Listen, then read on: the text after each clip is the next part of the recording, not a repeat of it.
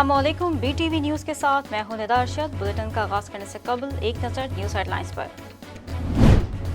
ईरानी वज़ीर ख़ारजा जवाद ज़रीफ ने army chief general Qamar Javed Bajwa से मुलाकात की। ISPR के मुताबिक ईरानी वज़ीर ख़ारजा जवाद ज़रीफ ने GHQ का दौरा किया और आर्मी चीफ से मुलाकात की।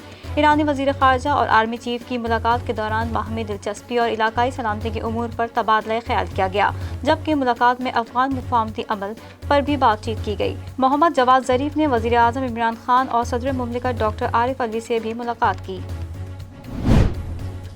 पाकिस्तान और ईरान ने यूरोपीय ममालिक में इस्लामोफोबिया के बढ़ते हुए रुझान पर तशवीश का इजहार करते हुए वाज़ेह किया है कि आज़ादी इजहार राय की आड़ में तौहीन आमेज़ रवैया किसी सूरत बर्दाश्त नहीं किया जाएगा। तर्जुमान दफ्तर ख़ारजा के मुताबिक वज़ीर ख़ारजा मखदूम शाह महमूद कुरैशी से बुध को इनके ईरानी हम मनसब डॉक्टर जवाद ज़रीफ ने वज़ारत ख़ारजा में मुलाकात की। दोनों रहनुमाओं के दरमियान दो तरफ़ा ताल्लुकात, कसीरुल जहदी शोबा जात में दो तरफ़ा ताउन के फ़रोग़, कोरोना वबाई सूरत हाल समेत बाहमी दिलचस्पी के उमूर के साथ साथ बेहतर बॉर्डर मैनेजमेंट, दो तरफ़ा रवाबित के फ़रोग़ और ज़ायरीन को बेहतर सहूलियात की फराहमी के हवाले से भी तबादला ख्याल हुआ। ईरानी वज़ीर ख़ारजा ने पुरतपाक इस्तक़बाल पर वज़ीर ख़ारजा मखदूम शाह महमूद कुरैशी का शुक्रिया अदा किया। शुगर कमीशन की तहकीकाती रिपोर्ट शुगर मिल्स मालिकान के साथ शेयर करने वाले वफाकी तहकीकाती इदारे के अहदेदार को नौकरी से बरतरफ कर दिया गया। सेक्रेटरी दाखिला यूसुफ नसीम खोकर ने FIA के डिप्टी डायरेक्टर सज्जाद मुस्तफ़ा बाजवा को ओहदे से बरतरफ कर दिया। इन्हें शुगर इंक्वायरी कमीशन से अलहदा कर दिया गया था और वो कुछ माह से मुअत्तल थे। इंक्वायरी अफसर ने ये नतीजा अखज़ किया कि सज्जाद मुस्तफ़ा बाजवा नाअहल हैं और हसास मालूमात अफशा करने के मुजरिम हैं। एहतसाब अदालत लाहौर ने नवाज शरीफ को इश्तिहारी करार देने का तहरीरी हुक्म जारी कर दिया है। नवाज शरीफ बार बार तलबी के बावजूद अदालत में पेश नहीं हुए। इश्तिहारात आवेज़ा करने के 30 दिन बाद भी नवाज शरीफ पेश नहीं हुए।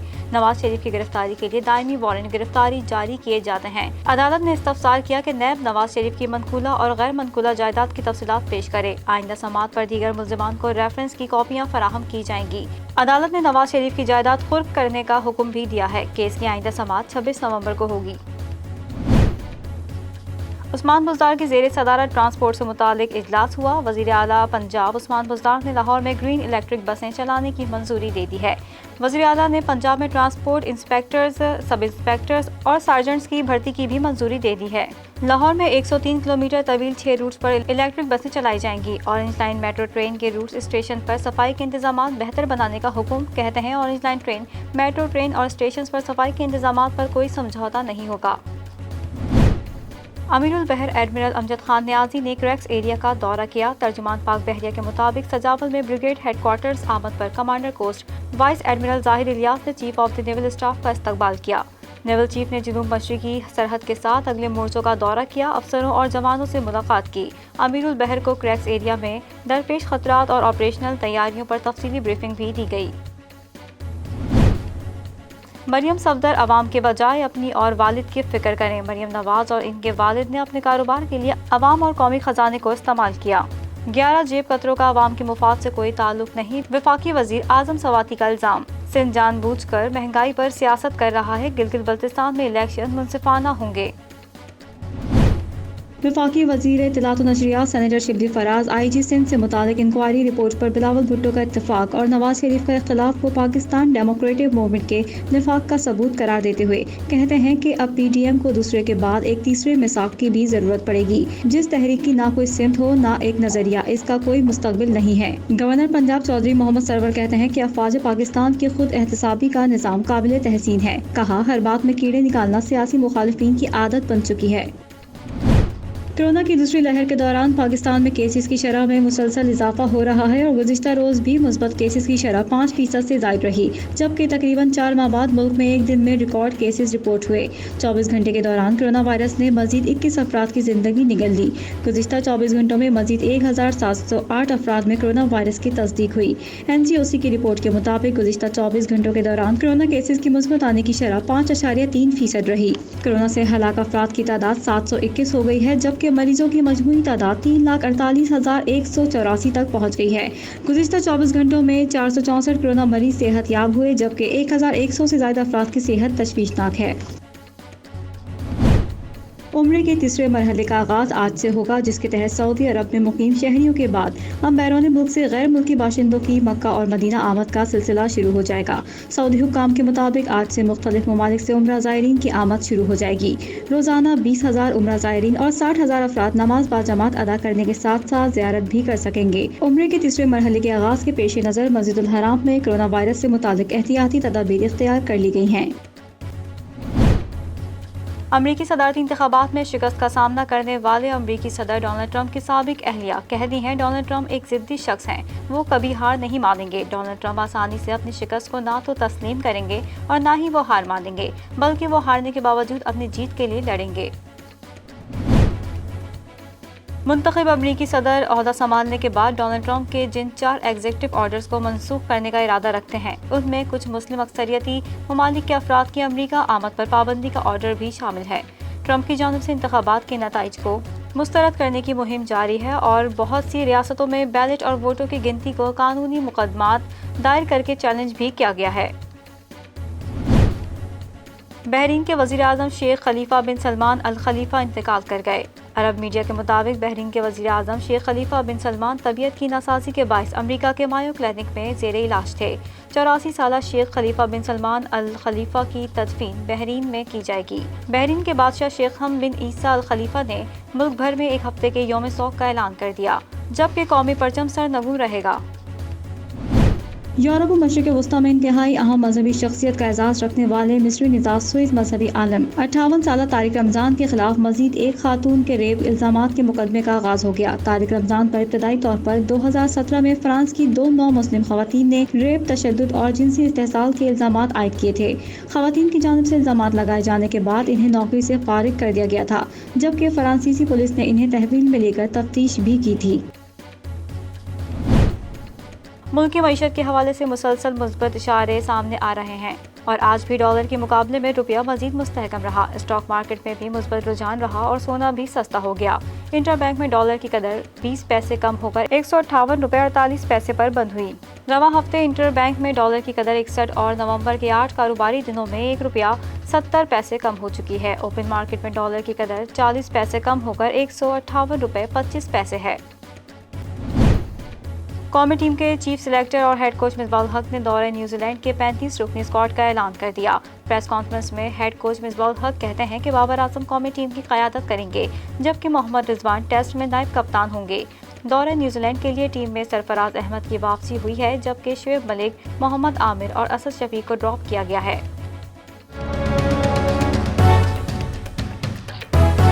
بلیٹن کا آغاز کریں گے اس خبر کے ساتھ۔ وفاقی وزیر اطلاعات شبلی فراز کا کہنا ہے کہ فوج نے اپنا کام کر دیا، اب سندھ حکومت کو بغاوت کرنے والے افسروں کے خلاف کارروائی کرنی ہے۔ مزید جانتے ہیں اس رپورٹ میں۔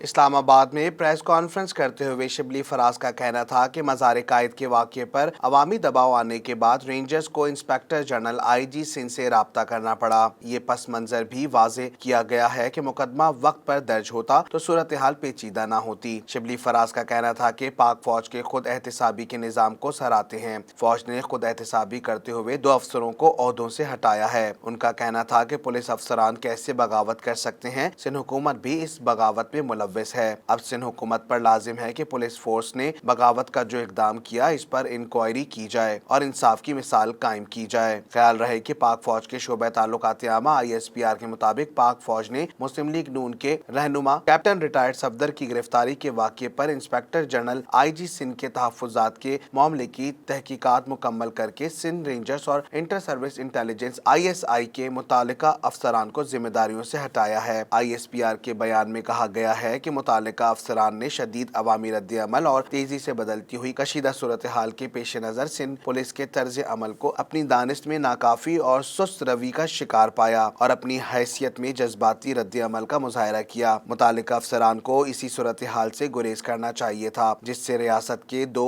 اداروں میں غلط فہمیاں پیدا ہوئیں۔ واضح رہے کہ مزار قائد پر نعرے بازی کے سلسلے میں مسلم لیگ نون کے رہنما کیپٹن ریٹائرڈ صفدر کو 19 اکتوبر کو کراچی کے نجی ہوٹل سے گرفتار کیا کیا گیا تھا اور ان کی گرفتاری کے لیے آئی جی سندھ پر دباؤ ڈالے جانے کی خبریں موصول ہوئی تھیں۔ واقعے کے بعد آئی جی سندھ سمیت صوبے کے تمام اعلیٰ افسران نے احتجاجاً چھٹیوں پر جانے کا فیصلہ کیا تھا، جبکہ بلاول بھٹو زرداری نے بھی اس حوالے سے تحفظات کا اظہار کیا اور آرمی چیف سے نوٹس لینے کی اپیل کی تھی۔ Army chief general Qamar Javed Bajwa نے کراچی واقعے پر بلاول بھٹو زرداری کو ٹیلی فون کیا تھا اور تحقیقات کی یقین دہانی کرائی تھی۔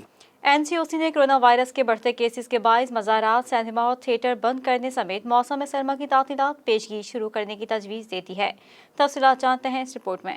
وفاقی وزیر اسد عمر کی زیر صدارت این سی او سی کا اجلاس ہوا، جس میں national command and operation centre نے کرونا وبا کا پھیلاؤ روکنے کے لیے سخت اقدامات تجویز کرتے ہوئے بڑے عوامی اجتماعات پر پابندی کی سفارش کر دی ہے۔ اجلاس میں کہا گیا ہے کہ بیماری میں 3 گنا اضافہ ہوا ہے، لہٰذا زیادہ خطرے والے علاقوں میں پابندیاں بڑھائی جائیں۔ این سی او سی کے مطابق تعلیمی اداروں میں مثبت کیسز کا تناسب بڑھ رہا ہے، جسے روکنے کی ضرورت ہے۔ اجلاس میں تعلیمی اداروں میں موسم سرما کی تعطیلات پیشگی شروع کرنے کی تجویز بھی سامنے آئی ہے۔ تاہم 16 نومبر کو وفاقی وزیر تعلیم این سی او سی میں صوبائی وزرائے تعلیم کے ساتھ ملاقات کریں گے۔ مشاورتی مباحثے کے بعد سفارشات صوبوں کے ساتھ شیئر کی جائیں گی۔ این سی او سی نے شادی تقریبات سے متعلق رہنما اصول بھی جاری کر دیے ہیں، جس کے مطابق 20 نومبر سے صرف 500 افراد کی بالائی حد کے ساتھ بیرونی شادیوں کی اجازت ہوگی، جبکہ 500 سے زائد افراد کے سیاسی، ثقافتی، مذہبی، تفریحی اور سول سوسائٹی کے اجتماعات پر پابندی کی سفارش کی گئی ہے۔ این سی او سی کی جانب سے مساجد میں SOPs پر عمل درآمد کی درخواست بھی کی گئی ہے۔ اس کے علاوہ مزارات، سینما گھر اور تھیٹر فوری طور پر بند کرنے کی سفارش سمیت بازاروں کو جلد بند کرنے اور مخصوص دکانوں کے لیے کھولنے کی تجاویز دی گئی ہیں۔ تاہم این سی او سی کی تجاویز پر حتمی فیصلے قومی رابطہ کمیٹی اجلاس میں کیے جائیں گے۔ سماجی رابطے کی سائٹ ٹویٹر پر وفاقی وزیر منصوبہ بندی اسد عمر کا کہنا ہے کہ کرونا وائرس کے بڑھتے کیسز کے باعث این سی او سی نے ایک بار پھر ملک میں بڑے اجتماعات پر پابندی کی تجویز دی ہے۔ ملک میں تیزی سے بڑھتے کرونا کے مثبت کیسز کے باعث زندگیاں بچانے کے لیے فوری اقدامات کی ضرورت ہے۔ وفاقی وزیر منصوبہ بندی اسد عمر نے کہا کہ اکتوبر کے وقت سے بڑے اجتماعات پر پابندی کی تجویز آنے کے بعد سے کرونا کیسز کی تعداد تقریباً 3 گنا بڑھ چکی ہے۔ ان کا کہنا تھا کہ ملک بھر کی سیاسی قیادت کی جانب سے قوم کو کورونا سے متعلق حفاظتی اقدامات کرنے اور SOPs پر عمل کرنے کے لیے پیغام جانا چاہیے۔ حکومت پنجاب کا خواجہ سراؤں کے لیے اہم اقدام، خواجہ سرا بھی ادا کر سکیں گے مستقبل میں نمایاں کردار۔ تعلیمی اداروں میں بھی ترجیحی بنیادوں پر داخلے دینے کے لیے پنجاب اسمبلی میں رپورٹ پیش کر دی گئی ہے۔ تفصیلات جانتے ہیں اس رپورٹ میں۔ معاشرے کا وہ طبقہ جنہیں بنی نوع انسان نے ہمیشہ احساس کمتری کا شکار رکھا، سماجی خدوخال سے تو دور رکھا ہی، لیکن تعلیم جیسے بنیادی حق سے بھی دور رکھا جاتا رہا۔ حکومت پنجاب نے تیسری دنیا سے تعلق رکھنے والے افراد کے لیے علم کے در کھول دیے۔ پنجاب حکومت نے خواجہ سراؤں کو قومی دھارے میں لانے کے لیے انہیں تعلیمی اداروں میں ترجیحی بنیادوں پر داخلے، مفت کتابیں اور فیس میں بھی خصوصی رعایت دینے کا فیصلہ کیا ہے۔ تعلیمی اداروں میں خواجہ سراؤں کو ترجیحی بنیادوں پر داخلے دینے کے لیے پنجاب اسمبلی میں رپورٹ پیش کی گئی۔ رپورٹ کے مطابق محکمہ higher education transgender person protection of rights act 2018 کے تحت تعلیمی اداروں میں خواجہ سراؤں کو داخلے دیے جائیں گے۔ رپورٹ میں کہا گیا ہے کہ محکمہ ہائر ایجوکیشن تعلیمی اداروں میں فیس کی رعایت اور مفت کتب بھی فراہم کرے گا۔ راجن پور میں پاکستان کا پہلا بورڈ کلینک متعارف کرا دیا گیا۔ انڈس ہیلتھ نیٹ ورک کی جانب سے ان لوگوں تک کشتی کے ذریعے سہولیات فراہم کی جائیں گی جن کے لیے اسپتال آنا یا صحت کے معیاری سہولیات تک رسائی مشکل ہے۔ مزید جانتے ہیں اس رپورٹ میں۔ جنوبی پنجاب کے ضلع راجن پور میں پاکستان کے پہلے بورڈ کلینک نے کام کرنا شروع کر دیا۔ اس بورڈ کلینک کا آغاز انڈس ہیلتھ نیٹ ورک کی جانب سے کیا گیا تاکہ وہ مقامی آبادی جن کے لیے اسپتال آنا یا صحت کی معیاری سہولیات تک رسائی مشکل ہے، ان تک کشتی کے ذریعے تمام سہولیات پہنچائی جائیں۔ انڈس ہیلتھ نیٹ ورک کے گلوبل ہیلتھ ڈائریکٹوریٹ کے ایسوسیٹ ڈائریکٹر ڈاکٹر عادل اختر نے بتایا، راجن پور اور اس سے ملحقہ علاقوں کی 1 لاکھ سے زائد آبادی میں 47% مرد اور 53% خواتین ہیں۔ بیشتر آبادی صحت کی بنیادی سہولیات سے محروم ہے، لہٰذا بورڈ کلینک اس کمی کو پورا کرنے میں مدد فراہم کرے گا۔ ان کا مزید کہنا تھا، اس بورڈ کلینک میں مریضوں کا علاج بالکل مفت کیا جائے گا، جبکہ وہ مریض جنہیں مزید علاج کی ضرورت ہوگی انہیں نزدیک ترین ہسپتال میں منتقل کیا جائے گا۔ ڈاکٹر عادل نے بتایا کہ بورڈ کلینک اس وقت دریائے سندھ کے 3 ڈاکنگ پوائنٹس پر کام کر رہا ہے اور سال کے آخر تک مزید 8 ڈاکنگ پوائنٹس پر بھی کام شروع کر دیا جائے گا۔ ان کا کہنا تھا کہ اس کشتی میں تشخیص اور علاج کے لیے لیب کلیکشن پوائنٹ اور فارمیسی کی سہولت بھی موجود ہے۔ یہاں صحت عامہ کی سہولیات بھی فراہم کی جائیں گی، جیسے حفاظتی ٹیکے، غذائی پروگرام، خاندانی منصوبہ بندی، پیٹ کے کیڑوں، ہیپاٹائٹس اور ذہنی صحت کے ساتھ مشاورت کی خدمات بھی شامل۔ دوسری جانب انڈس ہیلتھ نیٹ ورک کے CEO ڈاکٹر عبدالباری نے بتایا، اس بورڈ کلینک پر ہم نے فیملی میڈیسن اور صحت عامہ کو اکٹھا کیا ہے۔ ہماری کوشش یہ ہے کہ ہم علاج کے ساتھ ساتھ بیماریوں سے بچاؤ اور تحفظ پر بھی زور دیں۔ اس کلینک کو کامیاب بنانے کے لیے ہم نے کمیونٹی میں کام کرنے والی ٹیموں کو ایک دوسرے کے کے ساتھ مربوط کیا ہے تاکہ لوگوں کو بہتر خدمات فراہم کی جا سکیں۔ پاکستان کنزیومر ایسوسی ایشن کی جانب سے 12ویں کنزیومر فوڈ اینڈ کوالٹی کی سالانہ تقسیم ایوارڈ کی تقریب کا انعقاد کیا گیا، جس میں جاپان، ملیشیا اور فلپائن کے سفیران نے شرکت کی۔ مشہور شیف ناہید انصاری کا بی ٹی وی سے بات کرتے ہوئے کہنا تھا کہ اس طرح کی تقریب سے لوگوں کو آگاہی ملتی ہے۔ میں بی ٹی وی کو best of luck best wishes دیتی ہوں کہ اللہ تعالیٰ آپ کو کامیابی دے اور آگے بڑھائے۔ Thank you. تقریب میں مشہور عالم دین آزاد جمیل نے بی ٹی وی سے بات کرتے ہوئے کہا کہ برانڈز پر حلال فوڈ لکھا ہوا ہونا چاہیے۔ تو آج کا جو ایونٹ تھا وہ بھی فوڈ کے حوالے سے تھا۔ پاکستان میں جو قرب و جوار میں، جو پسماندہ علاقوں میں جہاں نہیں میسر پانی، جہاں نہیں میسر حلال فوڈ، تو وہاں ان کو یہ پہنچے، تو اس کے لیے ضروری ہے آپ میڈیا کے دوستوں کا ہم شکریہ ادا کرتے ہیں، جو غریب کی آواز، جو ایک نادر مسکین کی، جن کی کہیں بھی سنائی نہیں ہوتی، اور آپ کے توسط سے ان کی آواز کہیں تک جائے، اور وہاں وہ قانون نافذ کرنے والے ادارے اگر حرکت میں آتے ہیں تو یقیناً ایک جان کو بچانا پوری انسانیت کو بچانا ہے۔ تقریب میں فلپائن کے سفیر عمران یوسف محمد نے بی ٹی وی سے خصوصی بات کرتے ہوئے کہا کہ انسان دو چیزوں کا مجموعہ ہے، ایک اس کی سوچ اور اس کا کھانا۔ دیکھیں، ایک ماہر ذہنی صحت کے حوالے سے میں آپ کو یہ پیغام دینا چاہوں گا کہ انسان کیا ہوتا ہے، اپنے خیالات کا مجموعہ ہوتا ہے اور خوراک کا مجموعہ ہوتا ہے۔ جیسے ہمارے خیالات ہوں گے، منفی ہوں گے یا مثبت ہوں گے، ویسے ہی ہماری ذہنی وجود ہوگا، اور ایسے ہی خوراک ہے کہ جس طرح کی خوراک ہوگی ویسے ہی ہمارا وجود ہوگا۔ اللہ تعالیٰ ہم کو یہ بھی توفیق عطا فرمائے کہ ہم یہ بھی جان سکیں کہ جو خوراک ہم خرید کر لا رہے ہیں، وہ جو قوت خرید ہے یا وہ جو سرمایہ ہے، اس کی سورس بھی جو ہے وہ اللہ تبارک و تعالیٰ اس کے اندر حلال ہو اور حرام کی آمیزش نہ ہو۔ مطالعے کے شوقین طلبہ و طالبات کے لیے صوبائی حکومت نے ایک بڑی سہولت کا اہتمام کیا ہے، جس کے تحت ایک موبائل لائبریری کا قیام عمل میں لایا گیا ہے۔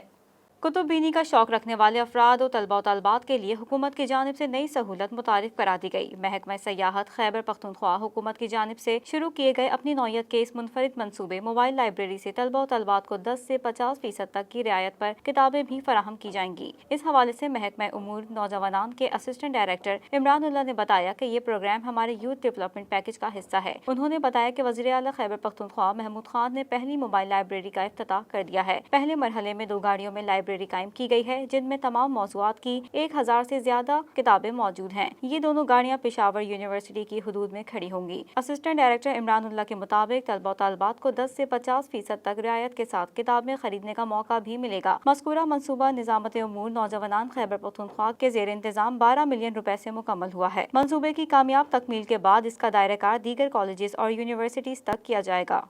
11 نومبر پاکستان کی تاریخ کا ایک عظیم یادگار دن، کراچی میں شادی کی ایک ایسی تقریب جس کی خوشی میں کراچی کے در و دیوار جگمگا اٹھے۔ اردن کے شہزادے کی پاکستانی لڑکی ثروت سے افسانوی شادی کی دلچسپ رپورٹ دیکھیے۔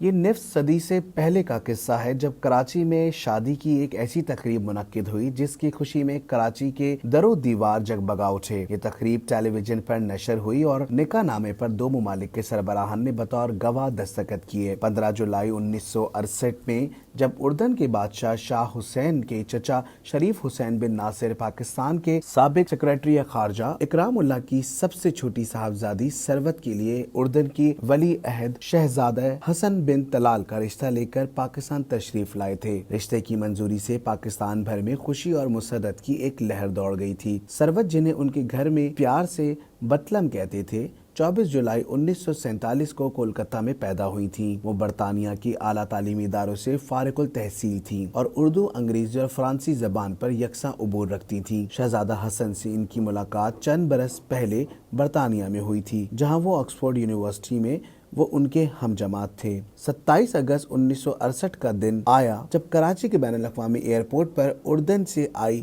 ہوئی بارات اتری تو صدر پاکستان فیلڈ مارشل ایوب خان نے اس بارات کو خیر مقدم کیا۔ بارات کا طیارہ اردن کے شاہ حسین خود اڑا رہے تھے۔ طیارہ زمین پر اترا تو ایئرپورٹ کی فضا شاہ حسین زندہ باد اور صدر ایوب زندہ باد کے نعروں سے گونج اٹھی۔ بارات میں شاہ حسین اور شہزادہ حسن کے علاوہ اردن کے وزیر اعظم بہجت تلہونی، سیکریٹری جنرل زیدی انضمامی، شہزادہ منی الحسین، شہزادی عالیہ، شہزادی بسمیہ اور چند دیگر حکام شامل تھے۔ ایوب خان نے بارات کا استقبال کیا۔ ان کے ساتھ پاکستان میں اردن کے سفیر आकाश जरीन और उर्दन में पाकिस्तान के सफीर राहत सईद छतारी भी मौजूद थे। दूसरी सिमत सरवत की वालदा बेगम शाइस्ता अकरमुल्ला, जो खुद पाकिस्तान के लिए सिफारतकारी के फ़राइज़ सर अंजाम दे चुकी थीं, और सदर अयूब खान की साहबजादी नसीम औरंगजेब मौजूद थीं। बारात स्टेट गेस्ट हाउस के लिए रवाना हो गई।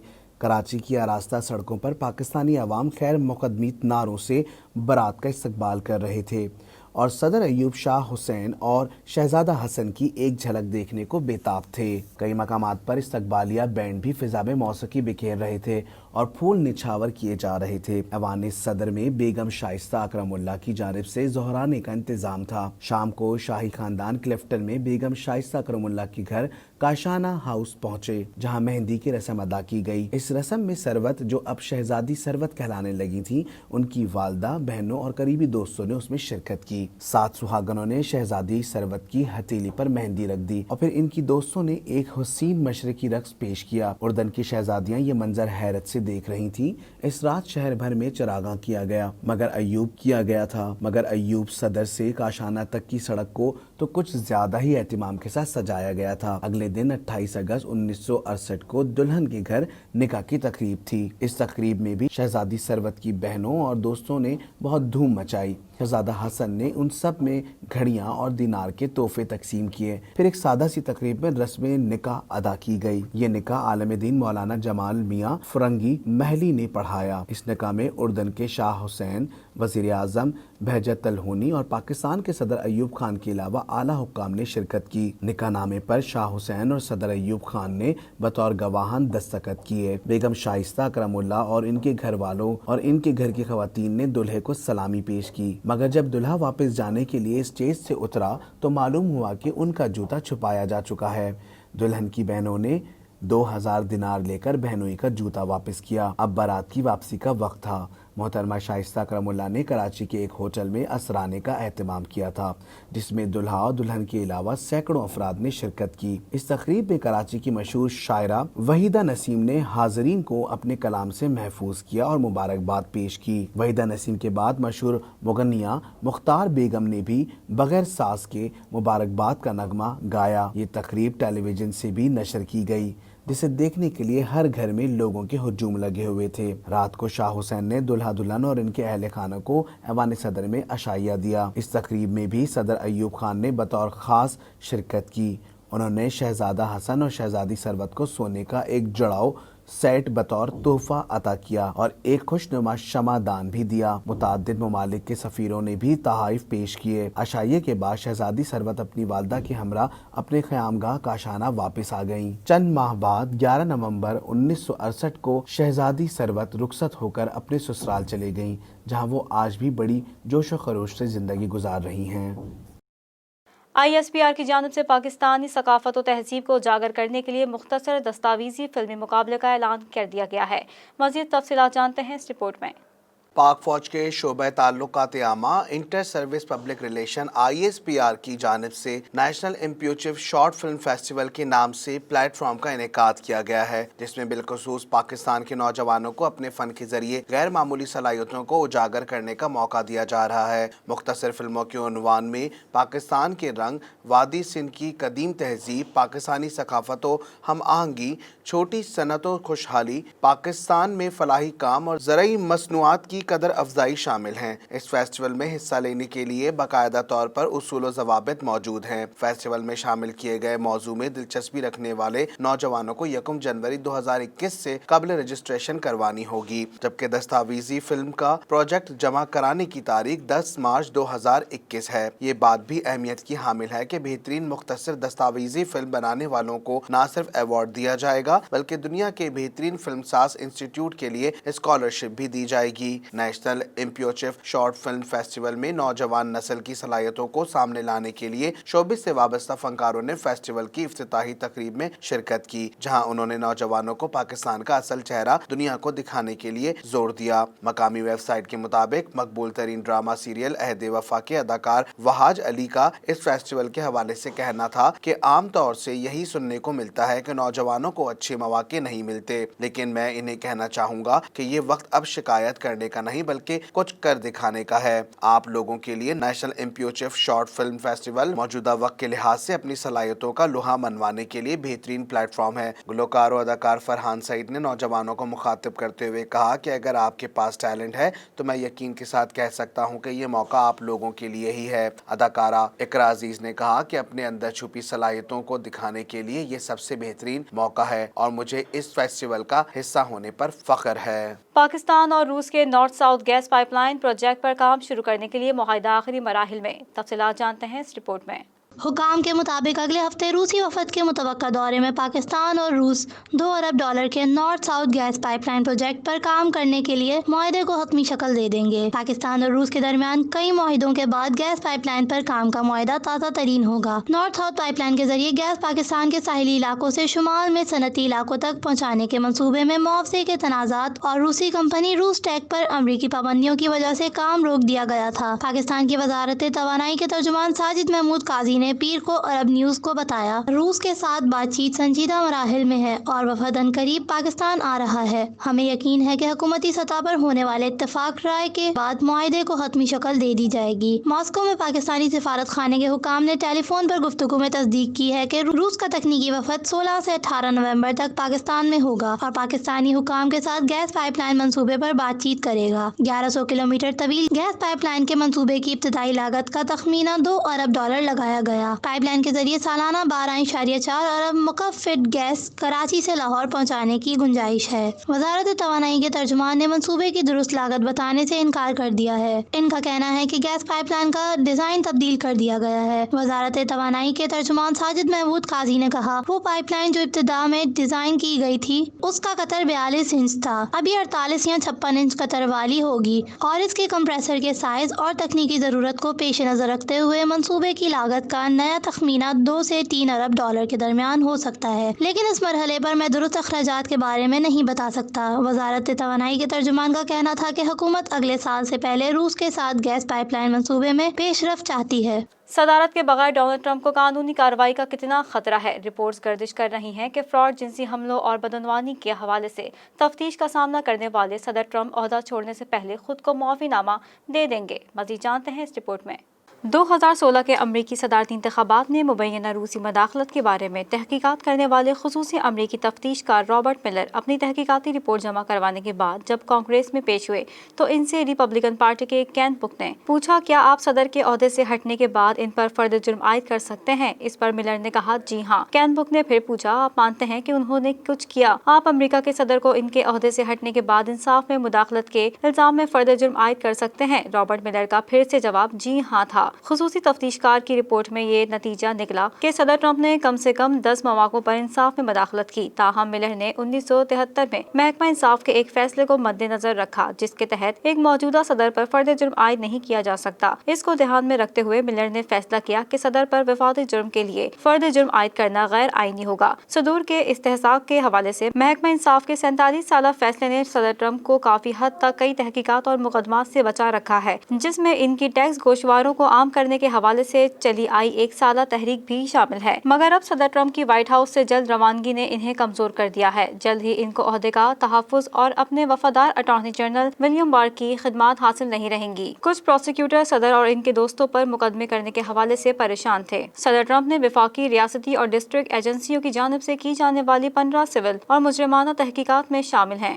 جو نہ صرف ان کے کاروبار اور ذاتی مالی معاملات میں چھان بین کر رہے ہیں بلکہ ان ٹیکس معاملات، صدارتی مہم، انوگرل کمیٹی اور ان سے جڑے فلاحی اداروں کو بھی دیکھ رہے ہیں. ان میں سے بہت سی تحقیقات خود ہی آگے بڑھیں گی. مگر صدر ٹرمپ پر عائد الزامات کے وسیع پیمانے اور سنگینی کو دیکھتے ہوئے تمام شواہد کو جانچنے کے لیے ایک خاص کمیشن کا مطالبہ سامنے آ رہا ہے. صدر بل کلنٹن کے دور میں مونیکا لیوینسکی اسکینڈل میں صدر کلنٹن پر تحقیقات کرنے والے آزاد پروسیکیوٹر کین اسٹار نے ملر کی تحقیقات کے دوران کہا تھا کہ ملر یا تو مواخذے کی تجویز دے سکتے ہیں یا پھر صدارت ختم ہونے کے بعد ٹرمپ پر فرد جرم عائد کر سکتے ہیں. کین اسٹار بعد میں صدر ٹرمپ کی دفاعی ٹیم کا حصہ بنے جن کو کانگریس میں صدر پر یوکرینی صدر ولودیمیر زیلنسکی، جو بائیڈن کے بیٹے ہنٹر بائیڈن کی یوکرین میں کاروباری سرگرمیوں پر تحقیقات کرنے کے لیے دباؤ ڈالنے کے الزام میں مواخذے کی کارروائی ہوئی. ایوان نمائندگان میں صدر کو مجرم قرار دیا گیا مگر ریپبلکن اکثریت سینٹ میں ٹرمپ جیت گئے. یہ دیکھنا ابھی باقی ہے کہ آئے ڈیموکریٹس کی انتظامیہ ملر کی رپورٹ پر صدر ٹرمپ کا پیچھا کرے گی یا نہیں. ہیلری کلنٹن پر کوئی فرد جرم عائد نہیں ہوا، مگر امریکی انتظامیہ نے FBI کے سابق سربراہ جیمز کومی اور ان کے نائب اینڈریو میک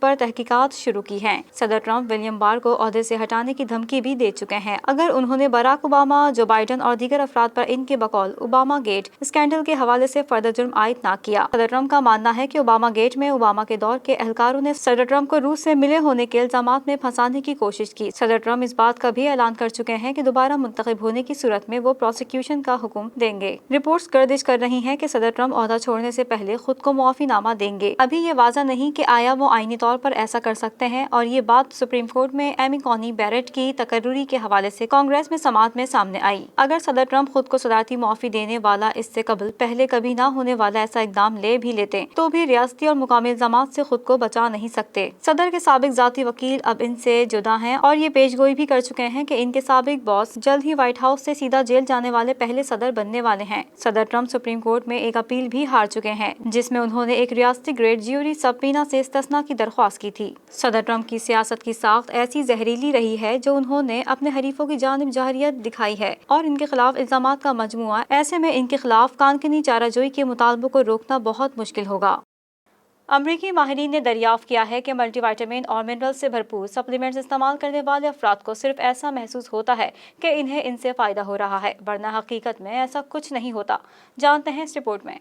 بوسٹن میں ہارورڈ میڈیکل اسکول کے مونیش پارانجبی کی قیادت میں 15 امریکی تحقیقاتی اداروں سے وابستہ ماہرین کی ایک بڑی ٹیم نے امریکیوں میں عمومی صحت سے متعلق کیے گئے ایک قومی سروے کا جائزہ لیا اور اس میں سے 21,603 ایسے بالغ امریکیوں کا انتخاب کیا جن میں سے نصف کا کہنا تھا کہ وہ ملٹی وٹامن اور معدنیات کے حامل سپلیمنٹ استعمال کرتے ہیں، جبکہ باقی نصف ان سپلیمنٹ کا استعمال نہیں کرتے تھے۔ ان تمام افراد میں کم از کم 12 مہینوں کے دوران جسمانی بیماریوں اور نفسیاتی کیفیات کو بھی مد نظر رکھا گیا۔ اگرچہ ملٹی وٹامنس اور معدنیات استعمال کرنے والے 30% افراد کا کہنا تھا کہ یہ سپلیمنٹ استعمال کرنے سے انہیں بہتر محسوس ہوا، لیکن دوسری جانب انہیں پورا سال ویسے ہی تمام بیماریوں اور نفسیاتی مسائل کا سامنا رہا جو ان سپلیمنٹس کو استعمال نہ کرنے والے افراد کو درپیش رہے۔ جب یہ ڈیٹا مزید باریک بینی سے کھنگالا گیا تو معلوم ہوا کہ ملٹی وٹامن اور معدنیات والے سپلیمنٹ استعمال کرنے کا عملاً کوئی فائدہ نہیں، بلکہ انہیں کھانے والوں میں اچھی صحت کا صرف ایک مصنوعی احساس پیدا ہوتا ہے، جو دراصل ان سپلیمنٹس کے پرکشش اشتہارات اور سنسنی باتوں کا نتیجہ ہوتا ہے۔ ریسرچ جرنل کی ویب سائٹ پہ 9 نومبر کو شائع ہونے میں اگرچہ ملٹی وٹامن اور منرلز سپلیمنٹ استعمال کرنے والوں کو اس تحقیق کا کوئی مشورہ تو نہیں دیا گیا ہے، لیکن پیغام بہت واضح ہے۔ اگر آپ یہ مہنگے سپلیمنٹ نہیں بھی کھائیں گے تب بھی آپ کی صحت پر کوئی اثر نہیں پڑے گا۔ اسمارٹ فونز اور ٹیکنالوجی کے دور میں والدین کی ذمہ داریاں دگنی ہو گئی ہیں۔ بچوں پر پابندیاں اور روک ٹوک بھی مخصوص عمر تک ہی ممکن ہے۔ والدین کو کیا کرنا چاہیے؟ ماہرین نفسیات کا اس حوالے سے کیا کہنا ہے؟ دیکھتے ہیں اس رپورٹ میں۔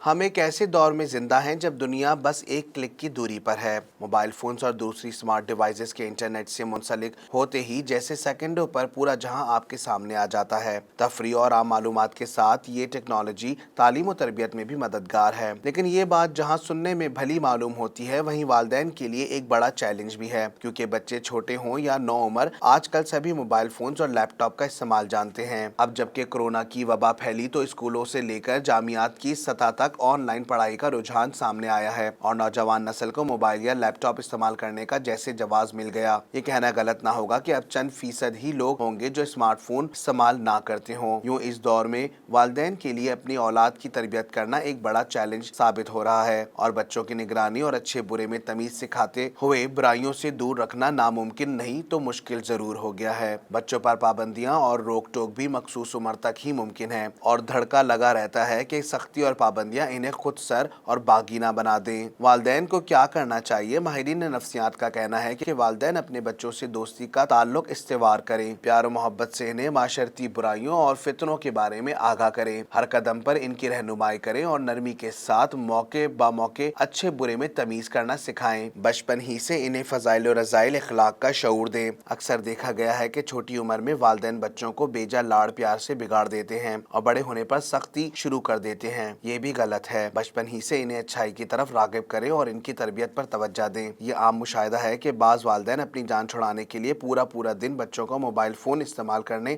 یا ٹی وی دیکھنے کی اجازت دے دیتے ہیں. ادھر بچے نے رونا شروع کیا اور ادھر موبائل فون ان کے ہاتھوں میں تھما دیا گیا. یاد رکھیں شاید اس وقت تو آپ اپنی جان چھڑا لیں گے اور پرسکون طریقے سے اپنا کام میں مگن ہو جائیں گے مگر اس طرح آپ کا بچہ ضدی اور موبائل فون کے استعمال کا عادی بن سکتا ہے. موبائل یقیناً آج کل کے دور کی ایک اہم اور بنیادی ضرورت ہے اور اس کا استعمال فائدہ یا نقصان ہے یہ استعمال کرنے والے پر منحصر ہے. بچوں کے ساتھ دوستانہ رویہ اپناتے ہوئے ان کے دلچسپیوں، مشاغل، گھر سے باہر ان کے ماحول اور دوستوں پر کڑی نظر رکھیں. اچھے دوستوں کا ساتھ بھی ایک نعمت ہے اور بری صحبت میں آپ کا بچہ راہ راست سے بھی بھٹک سکتا ہے. ہم فتنوں کے اس دور میں داخل ہو چکے ہیں جہاں قدم قدم پر برائیاں آپ کا راستہ روکے کھڑی ہیں. ایسے میں والدین سے بہتر دوست کون ہو سکتا ہے؟ بھارت میں مقیم مسلم خاندان نے چوری کے جھوٹے الزام میں پولیس کی جانب سے مسلسل ہراسانی سے تنگ آ کر ریاست اندھرا میں ٹرین کے آگے چھلانگ لگا کر خودکشی کر لی. میں نے کوئی غلطی نہیں کی ہے. چوری کے غلط سے میرا کوئی تعلق نہیں ہے. پھر بھی مجھے ہراساں کیا جا رہا ہے. میں ہراسانی برداشت نہیں کر سکتا. ہماری مدد کرنے والا بھی کوئی نہیں ہے. اس لیے ہم نے مرنے کا فیصلہ کیا ہے. بھارت کی جنوبی ریاست آندھرا پردیش کے ضلع کرنول کے رہنے والے ایک مسلم خاندان کے سرپرست شیخ عبدالسلام نے یہ باتیں خودکشی کرنے سے قبل تلگو زبان میں ریکارڈ کی گئی اپنی ایک ویڈیو میں کہیں. آندھرا پردیش سے تعلق رکھنے والے صحافی یوسف علی خان نے بتایا کہ ضلع کرنول کے علاقے نندیال کے رہائشی 42 سالہ عبدالسلام نے اپنی بیوی، بیٹی اور بیٹے سمیت گزشتہ ہفتے ایک ویڈیو ریکارڈ کرنے کے بعد ایک چلتی مال بردار ریل گاڑی کے آگے چھلانگ لگا کر خودکشی کر لی. یوسف علی خان کے مطابق عبدالسلام پر چوری کے الزامات لگائے گئے تھے اور انہیں پولیس مبینہ طور پر سخت ہراساں کر رہی تھی. انہوں نے اپنے دیگر افراد خانہ سمیت خودکشی کرنے سے قبل ایک ویڈیو ریکارڈ کی جس میں وہ ان الزامات کو ماننے سے انکار کرنے کے ساتھ ساتھ یہ کہہ رہے ہیں کہ انہیں بلا وجہ ہراساں کیا جا رہا ہے. یوسف علی خان نے بتایا کہ عبدالسلام اور ان کے افراد خانہ کی خودکشی کے واقعے کی تحقیقات کے لیے ایک تحقیقاتی کمیشن تشکیل دیا گیا ہے. اب تک سرکل انسپکٹر سوما شیکھر ریڈی اور ہیڈ کانسٹیبل گنگا دھر کی گرفتاری عمل میں لائی جا چکی ہے. صحافی یوسف علی خان کے مطابق نائب وزیر اعلیٰ نے سوموار کو خودکشی کرنے والے کنبے کے اقارب سے ملاقات کر کے انہیں معاملے کی غیر جانبدارانہ تحقیقات کا یقین دلایا. مجلس بچاؤ تحریک حیدرآباد کے ترجمان امجد اللہ خان نے اپنے ایک ویڈیو بیان میں اس دردناک واقعے کو تفصیلاً بیان کرتے ہوئے کہا: شیخ عبدالسلام ایک زیورات کی دکان میں 1992 سے کام کر رہے تھے. اس دوران 2017 میں اس دکان میں 3 کلو سونے کی چوری ہوئی. دکان کے ملازمین کو اس سلسلے میں تنگ کیا گیا لیکن عبدالسلام کو زیادہ ہی تنگ کیا گیا اور انہیں جیل بھی بھیج دیا گیا. انہوں نے مزید کہا جیل سے رہائی کے بعد عبدالسلام نے دکان کے مالک سے چوری نہ کرنے کے باوجود معافی مانگی لیکن پھر بھی دکان مالک اور نندیال پولیس ان کو مسلسل ہراساں کر رہے تھے. امجد اللہ خان کا کہنا ہے کہ عبدالسلام جیل سے چھوٹنے کے بعد اپنے عیال کی کفالت کے لیے آٹو رکشہ چلانے لگے. کچھ دن قبل کسی مسافر نے ان کے آٹو میں بیگ جس میں بقول ان کے 70,000 روپے تھے بھول جانے کے بعد چوری کا الزام لگایا جس کے بعد انہیں ایک بار پھر پولیس نے تنگ کرنا شروع کیا. امجد اللہ خان کا اپنی ویڈیو میں کہنا ہے کہ پولیس کے ظلم سے دل برداشتہ ہو کر شیخ عبدالسلام نے اپنے پورے کنبے کے ساتھ خودکشی کی. انہوں نے اس واقعے کی غیر جانبدارانہ تحقیقات کا مطالبہ کرتے ہوئے کہا: آیا یہ خودکشی ہے؟ دکان مالک نے انہیں مار کر پھینکوایا ہے یا انہوں نے پولیس کی طرف سے تنگ کرنے پر خودکشی کی؟ ان تمام پہلوؤں کی تحقیقات ہونی چاہیے. آندھرا پردیش کے سابق وزیر اعلیٰ چندرا بابو نائیڈو نے حکومت کو عبدالسلام اور ان کے کنبے کی خودکشی پر آڑے ہاتھوں لیتے ہوئے کہا کہ حکومت کو اس خاندان کی موت کی اخلاقی ذمہ داری قبول کرنی چاہیے. 231 سالہ امریکی تاریخ کے 59ویں صدارتی انتخابات میں ڈیموکریٹک امیدوار جو بائیڈن کی کامیابی کے ساتھ کمالا ہیرس تاریخ کی پہلی خاتون امریکی نائب صدر بن گئی ہیں. کمالا ہیرس کی زندگی کی مختصر تاریخ اس رپورٹ میں.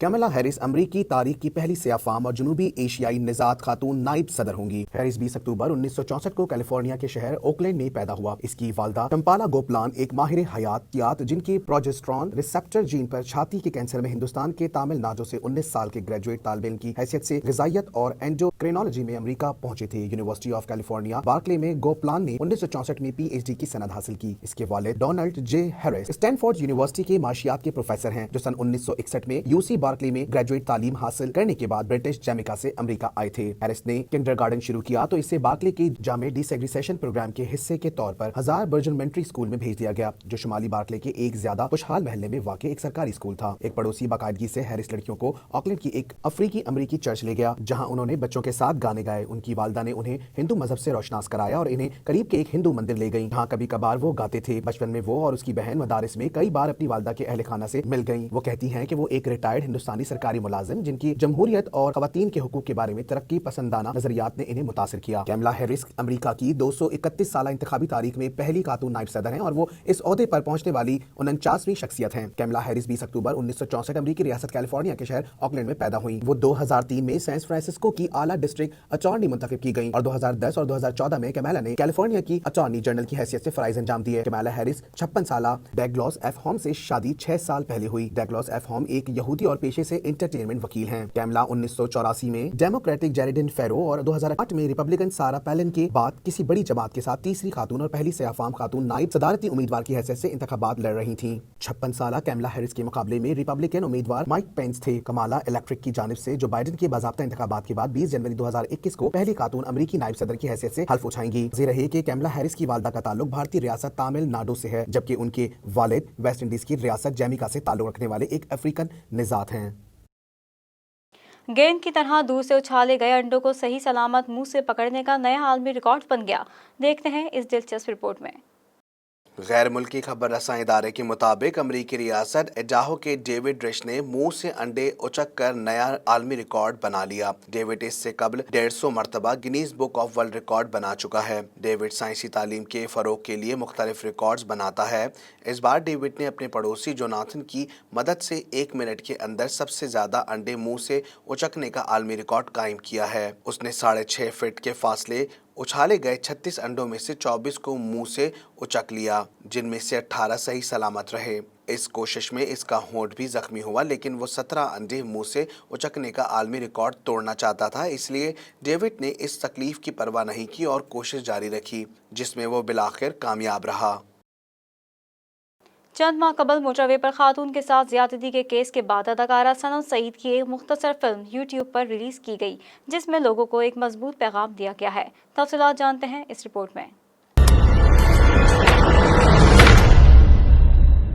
सनम सईद की मुख्तसर फिल्म अब बस की कहानी मोटरवे हादसे पर मबनी है, जिसे यूट्यूब पर सी प्राइम चैनल पर रिलीज किया गया है। इस मुख्तसर फिल्म में समाजी मसले को उजागर किया गया है और बताया गया है कि पाकिस्तान में खवातीन बिल्कुल भी महफूज नहीं है। इस फिल्म का दौरानिया 10 मिनट 24 सेकंड है, जिसमें सनम सईद ने माया नामी लड़की का किरदार अदा किया है, जिसके वालिद को दिल का दौरा पड़ता है और इसे उनके पास जाने के लिए अकेले सफर करना होता है। अकेले सफर करने के लिए वो अपनी हिफाजत के लिए मुख्तलिफ किस्म की छुरियां, बंदूक और दीगर चीजें अपने साथ रखती है। इस फिल्म की हिदायतकारी मोहसिन तलत ने दी है, जबकि फिल्म के एग्जीक्यूटिव प्रोड्यूसर समीन नवीस हैं और इसकी कहानी शाहिद डोगर ने लिखी है। ख्याल रहे कि 9 सितंबर को लाहौर के इलाके गुजरपुरा में मोटरवे पर खातून को इज्तिमाई ज्यादती का निशाना बनाया गया, जब गुजरांवाला से ताल्लुक रखने वाली खातून रात को तकरीबन 1:30 बजे अपनी कार में अपने 2 बच्चों के हमरा लाहौर से गुजरांवाला वापस जा रही थी कि रिंग रोड पर गुजरपुरा के नजदीक इसकी कार का पेट्रोल खत्म हो गया। कार के पेट्रोल खत्म होने के बायस मोटरवे पर गाड़ी रोककर खातून शोहर का इंतजार कर रही थी। मुल्जिमान ने मोटरवे पर खड़ी गाड़ी का शीशा तोड़कर खातून और इसके बच्चों को निकाला। मोटरवे के गिर्द लगी जाली काट कर सबको करीबी झाड़ियों में ले गए। फिर खातून को बच्चों के सामने ज्यादती का निशाना बनाया और इससे जेवर और नकदी छीनकर फरार हो गए। इस केस में शरीक दूसरा मुल्जिम शफकत पहले ही जुडिशल रिमांड पर जेल में है। खातून की हालत खराब होने पर इसे अस्पताल दाखिल कराया गया और खातून के अलावा अजीम मोटरवे ज्यादती केस के मरकजी मुल्जिम आबिद मुलही को मांगा मंडी से वारदात के 1 माह और 3 दिन बाद गिरफ्तार किया गया था।